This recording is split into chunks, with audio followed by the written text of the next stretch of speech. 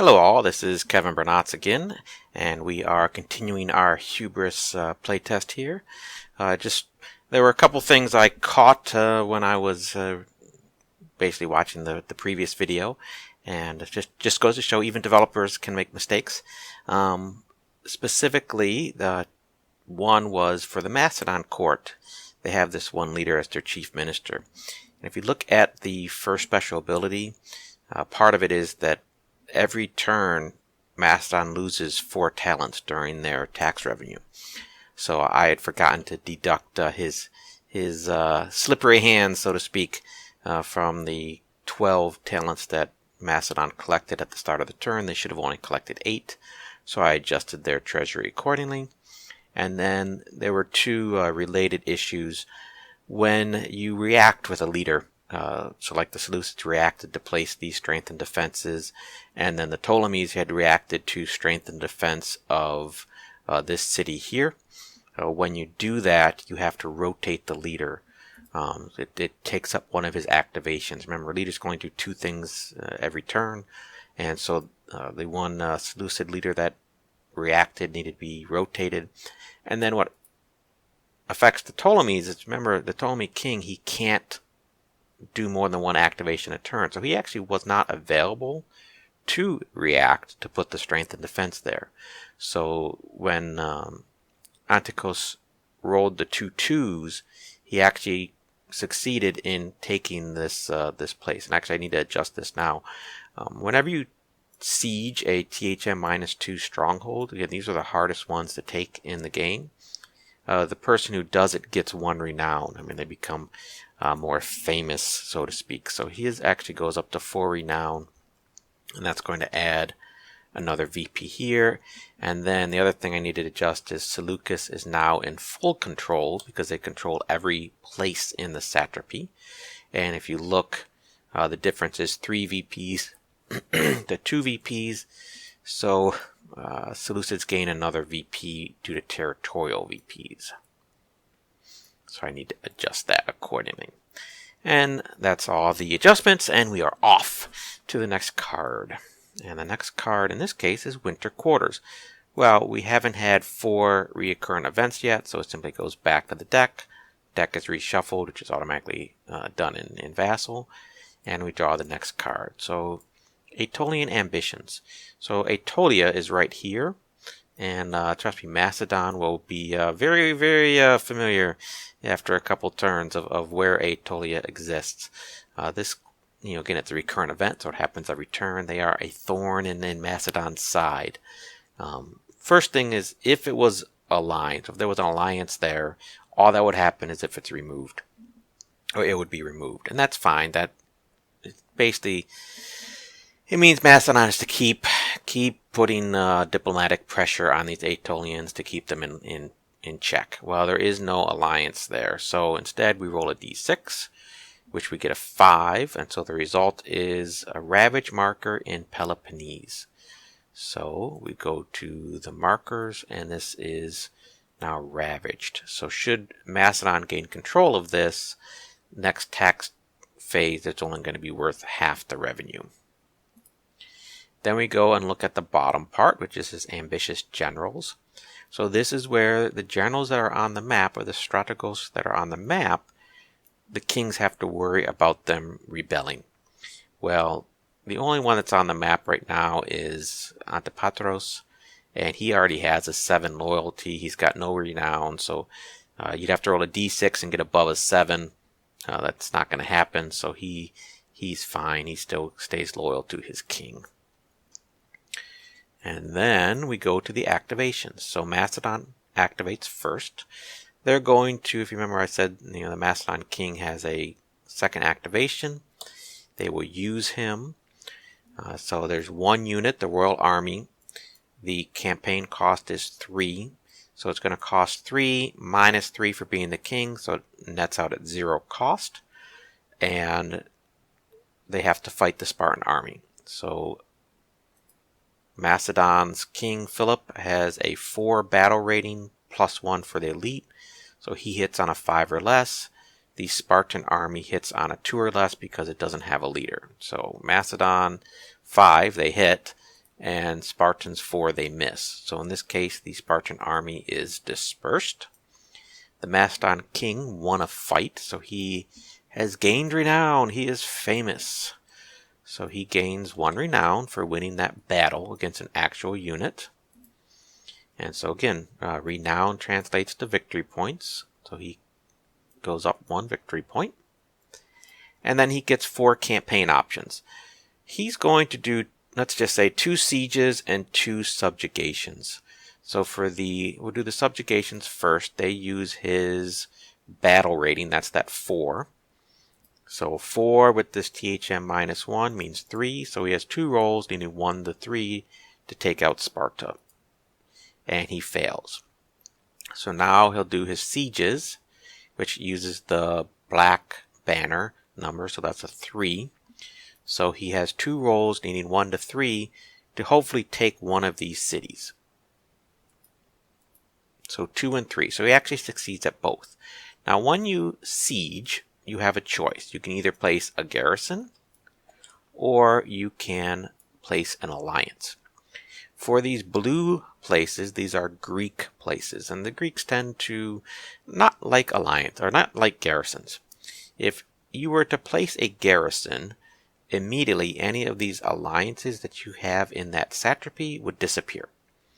So he could go after placing garrisons, which gives you more money during the tax phase and are harder to remove via diplomacy, but it will result in him losing quite a bit of control. So instead, he's going to play nice with the Greeks and place 2 alliances. So now, if you notice, he has alliances again in both of the minor, the Aegean League minor. So this unit comes onto the map face down, meaning it's available for the Macedons to muster should they need another unit. And actually, I guess the easier way to do this is move him here. And Aratos returns to the Macedon court. And I guess finally, they have gained simple control of the Peloponnese because there's still Sparta, which is not theirs. So they have Peloponnese. It's going to be simple control. So the tan side will be face up. And because the majority are from alliances, we rotate it once to indicate that I can point, but you can't see me pointing. On the side, the tax value is halved.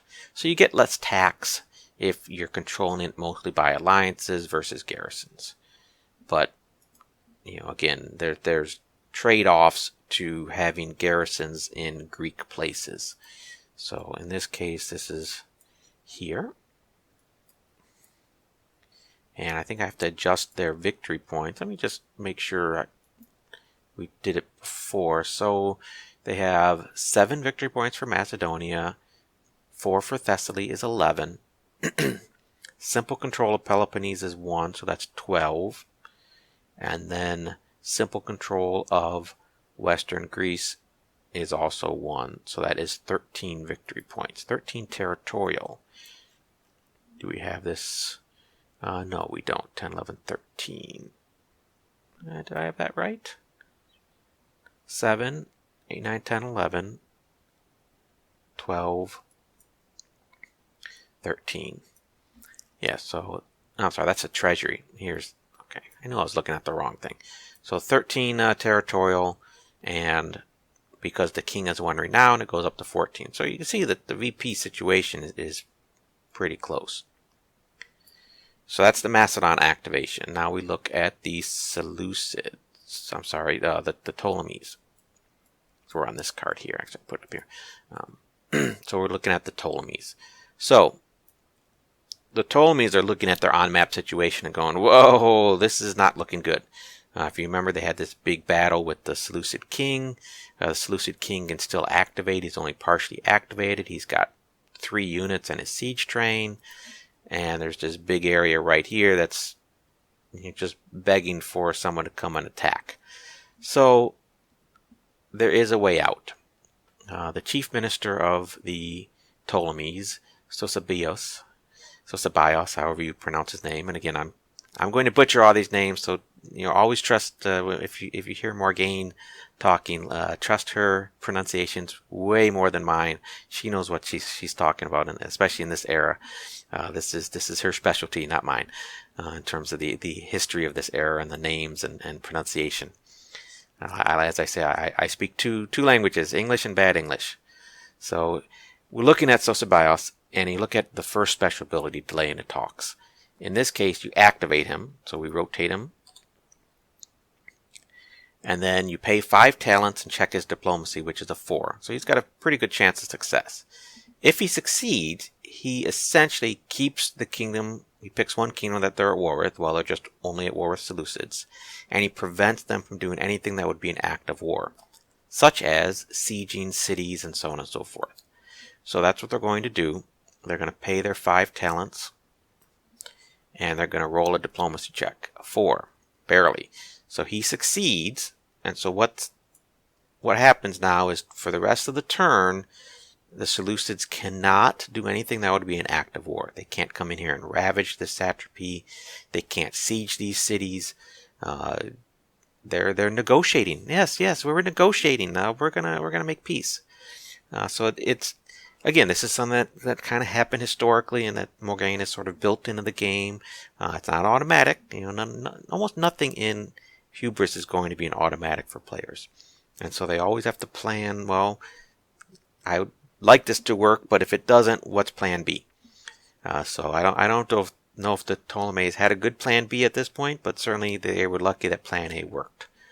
So that is their activation. And then it goes to the Seleucids.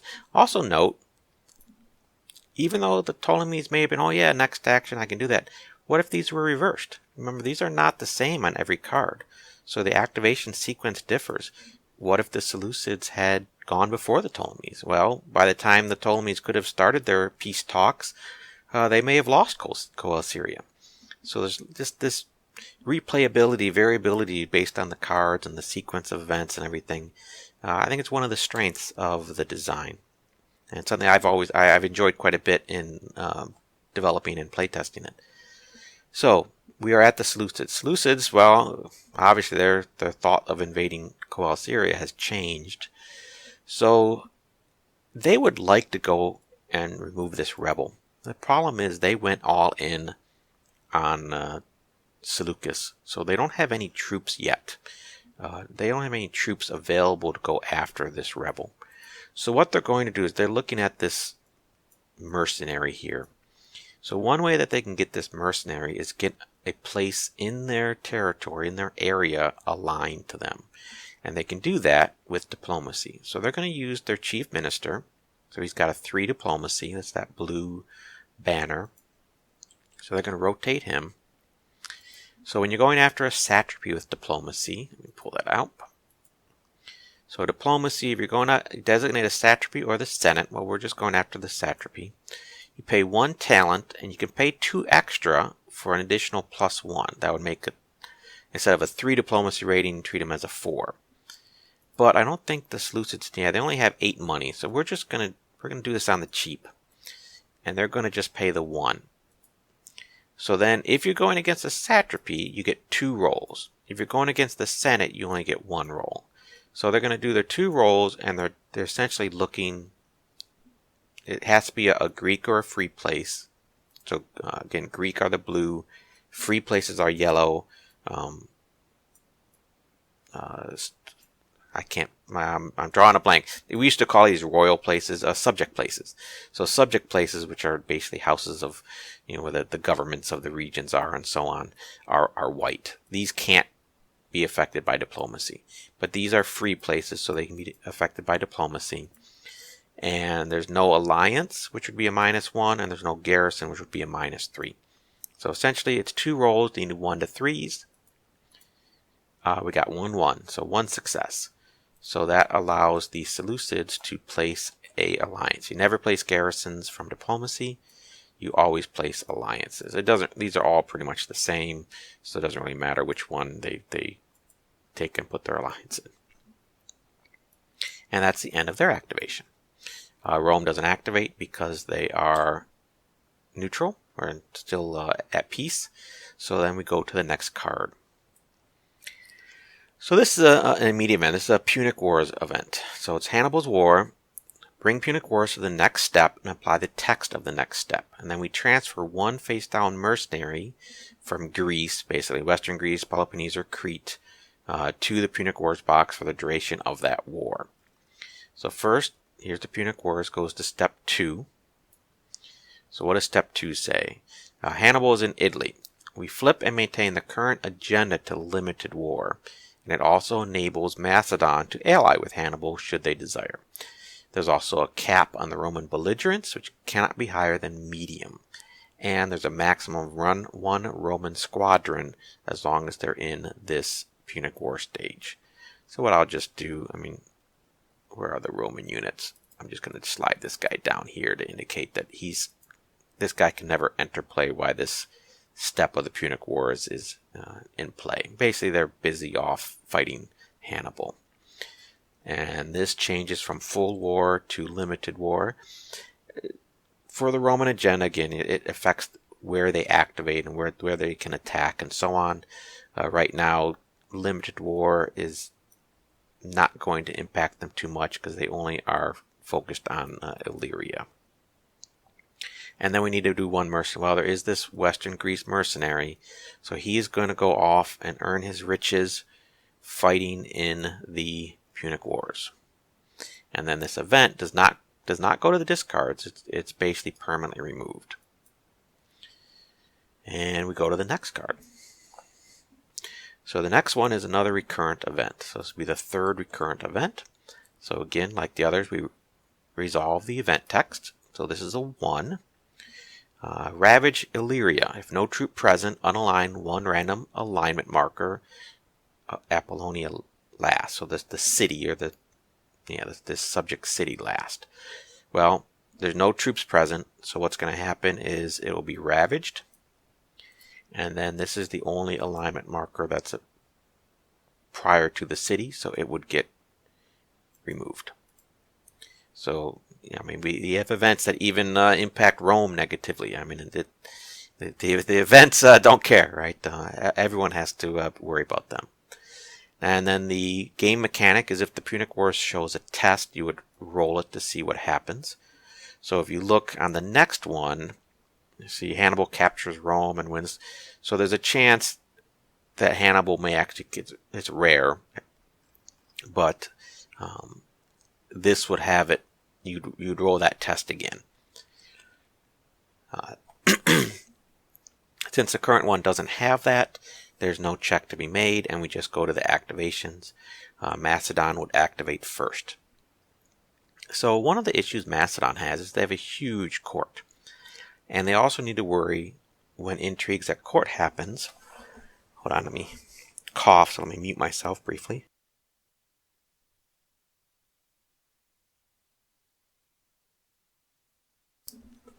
Excuse me. So when intrigues at court happens, which has not come up yet, they need to worry about the people at their court. And the people most susceptible to being lost are people with low intrigue. So Tarion has an intrigue of 2. Alejandros has an intrigue of 3. But we're actually going to look at Alejandros because he's a very good leader. He's got a 7 loyalty. If he's in court, the king can never die in a succession crisis. So we are going to send him somewhere just to get him out of the court. So when intrigues at court happens, he's safe from the backstabbing and intrigue. And so we are going to use this Peloponnese unit that we're going to muster him into this guy's army. And we're going to send him into Western Greece. So Western Greece, if you notice, it's set to be value of 3, or cost of 3. So he's not the king. He doesn't get any benefits, so he has to pay the 3 talents. And then there's no fighting. There's no troops or anything, so he just gets his 4 rolls. We're just going to do 4 siege rolls. He's got a fairly typical siege value. It's only a 2, so he's not going to get a lot done, but he's 4 rolls needing 1s or 2s. And look at him. He actually succeeds beyond wildest dreams. So he manages to take both these areas. Now, remember how I mentioned if you place a garrison, you remove all alliances. Well, this is an alliance. This is another garrison. So they are actually free to garrison both of these areas, and they don't have to worry about losing any alliances because it only affects the satrapy that they're in. So what this does now is they now gain full control of Central Greece. So let me find that. Draw a specific card, Central Greece. So they're going to gain full control of Central Greece. So that gives them 1 victory point, and for next turn, they're going to get 3 additional talents. So that's pretty successful activation for Macedon. And let's send this to their court. And we have to adjust the victory points. So they gain a territorial victory point, and they now are tied with the Seleucids in terms of overall victory points. And I believe, yeah, Seleucids are next. So the Seleucids now have access to this unit. And they're going to declare a campaign against Phrygia. So they could bring the king, but they're actually kind of nervous because, again, remember with this delaying talks by the Ptolemies can break it at any point. They're basically stalling. And so the Seleucids, they don't want to abandon this area because they don't know what the Ptolemies are going to do for the rest of the turn. So instead, they're going to, I think they will bring, let's bring Alejandro. So they're a little limited here because they don't have a large court. Alejandro's is here, so they want to campaign in Phrygia. So he has to move to someplace that's adjacent. Now, if he brought troops with him, he'd have to pay the cost, the largest of basically the path that he took. So if he went through here, let's say for some reason he was in Babylonia and they didn't have Mesopotamia, and he had to go through like this, well, he'd have to pay 8 supply for any unit he kept with him, plus 3 additional supply once he campaigned into Phrygia. But he has no units with him, so he simply comes in here, or he starts here, he musters these mercenaries. So to muster the mercenary, what they need to do is they need to pay him. So they're going to pay 2 talents to hire the mercenary. Now he campaigns into Phrygia. That's 3 talents to campaign there. In response, the rebel, remember these are a Seleucid rebel, the rebel musters out to defend himself. And we'll put that up there. And the rebel, the rebel has access to this military colonist. So he's going to muster the colonist in defense, and the rebel will fight Antipatros. So Antipatros has a battle rating of 2. The Galatians are elite, so that brings it up to a 3. The rebel leader also has a battle rating of 3. His special ability only is for sieges and diplomacies, not for battle. So it's 2 rolls of 3. Let's do the Seleucids first. They hit. Let's do the rebel. Okay, so this is interesting. Remember how I said in the other video, the rolling of a 1 means 2 hits. So the nice thing about elite units is, well, they take 2 hits to be eliminated. So the thought was, oh, if it's a regular versus an elite, they're pretty, there's no way the regular unit can get 2 hits unless they roll a 1. Well, that's exactly what happened, right?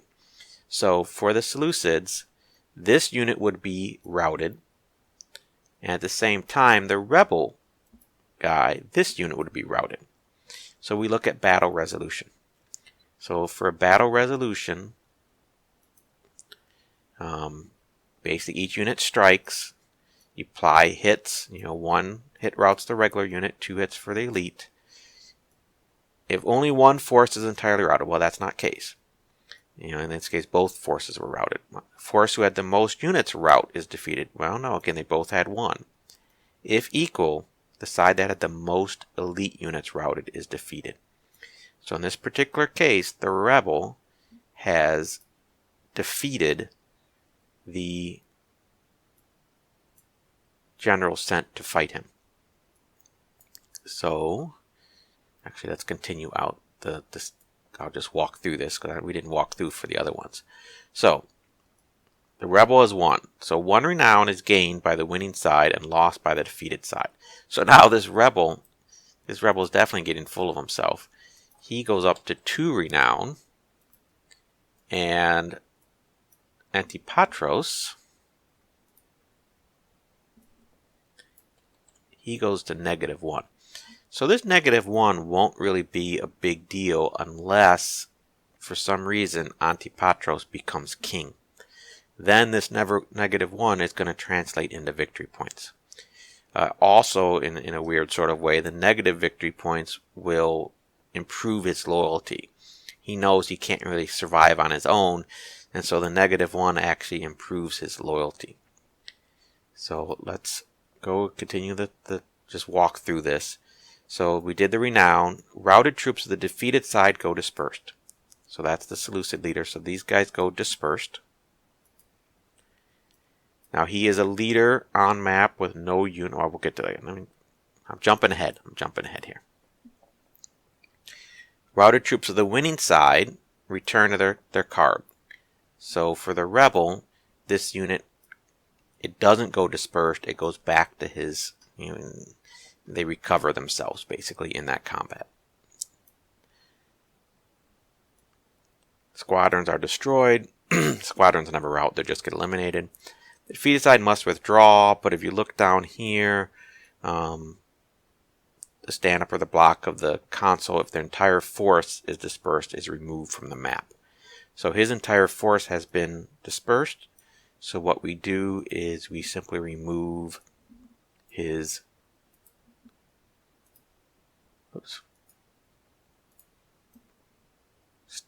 block or stand-up from the map. We will be using blocks in the published game, and that's why these sort of look like blocks. At one point there was stand-ups. That's why you notice the language there was stand-up. It's actually blocks.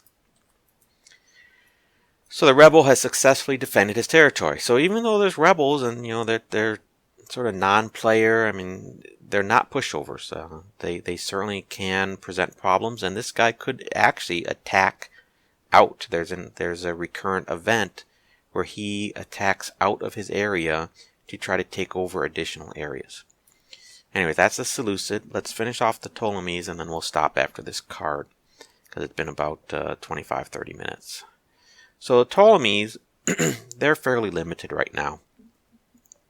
If you notice their court, there is some risk for sending Theodotos out, in part because the Seleucid king can actually suborn him, convince him to join the Seleucid cause. So they really want to be careful sending him somewhere where the Seleucid king could potentially campaign against him. Now they are at peace now, remember that there's that artificial peace in place. So what they may end up doing, they may try to, we're going to do something a little different here. So we're going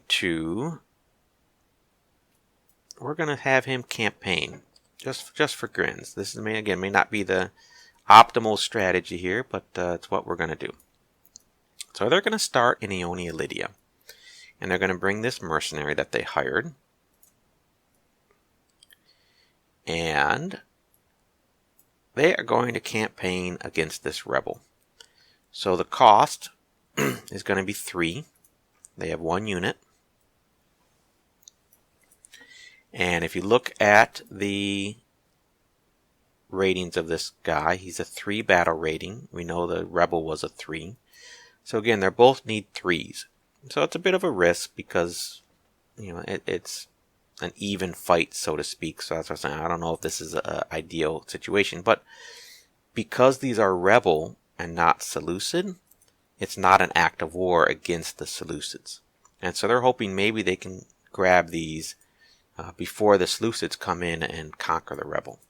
So let's roll the Ptolemies first. They rolled a 5, they missed. Let's roll the rebel. He rolled a 3, he hit. So again, we have this rebel winning the battle. His unit wasn't affected. The Ptolemy unit is dispersed. So it goes dispersed. He's going to come off the map because that was his only unit. And so the greatest warrior of the time is the rebel rebel Aetolian. So the rebel is proving his worth. Let me send this back here. And so again, that may not have been the optimal strategy for the Ptolemies, but I just wanted to show, again, they can try to get after these areas because they're still rebel versus Seleucid, and well, they suffered because of it. And then again, Rome is still at peace, so nothing happens, and we'll actually stop here, and that's sort of the middle of the turn. We have 3 of the 6 recurrent events. Remember, after the 4th one comes up, if winter quarters is drawn, then the turn is over. So hopefully you've enjoyed this, and I will see you next time.